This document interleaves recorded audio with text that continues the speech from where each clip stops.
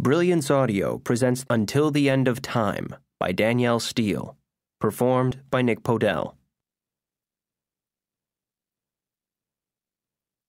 The atmosphere in a room off the ballroom of the Hotel Pierre in Midtown New York was fraught with tension as 45 tall, rail-thin, bare-breasted models were getting their hair and makeup done while simultaneously trying on shoes and dresses for last-second alterations. David Fieldston was looking them over carefully while a cameraman filmed him for a documentary on Fashion Week, and he explained the inspiration for his winter line. He was a stylish-looking man in his late 40s with gray hair, and he had been an important name in the fashion world for 20 years. 2 years earlier, he had been on the verge of bankruptcy, and the fashion press said his designs lacked energy, his work was all déjà vu, and he was out of steam. And now, thanks to a dynamo named Jenny Arden, he was back on the map. His last season had been his best one ever. His designs had taken off again, and his career with them. Every collection he'd done since Jenny Arden had begun advising him was vibrant, full of new, fresh ideas, and alive. He had taken off into the stratosphere and was better than ever, and privately, he credited it all to her, and had told his closest friends and associates that she was a genius.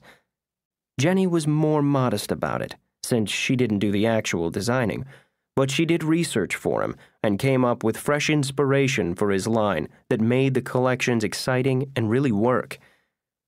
She met with him several times a week between seasons, and she was on hand, watching everything when he presented the collection. And he paid her handsomely to do it. He wasn't Jenny's only client, but he was her most impressive success so far.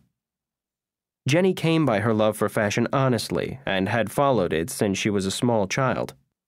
Her French grandmother had been a premier in the haute couture ateliers in Paris, and her mother was a dedicated seamstress.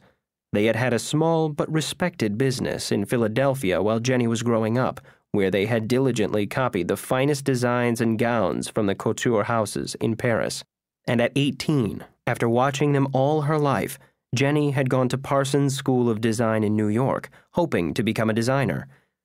She had found the classes tedious to the point of agonizing, discovered she had no talent herself for the mechanics of draping and wrestling with fabrics, and no patience to do so. She was much more interested in the trends and the direction that fashion was going. Her clients in recent years liked to say that she was psychic and could smell a fashion before it happened. Jenny made it happen and knew just what to do when it did.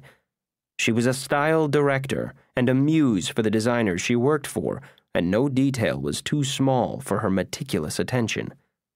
Accessories and the way a fashion was worn were everything, she insisted.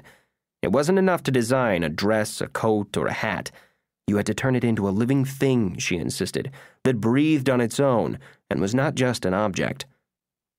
She was passionate about what she did, and she infused her vision and energy into her clients, and that turned up on the runway when they showed their clothes, just as it was about to happen when David Fieldston showed his new line to the fashion press and store buyers during Fashion Week in New York.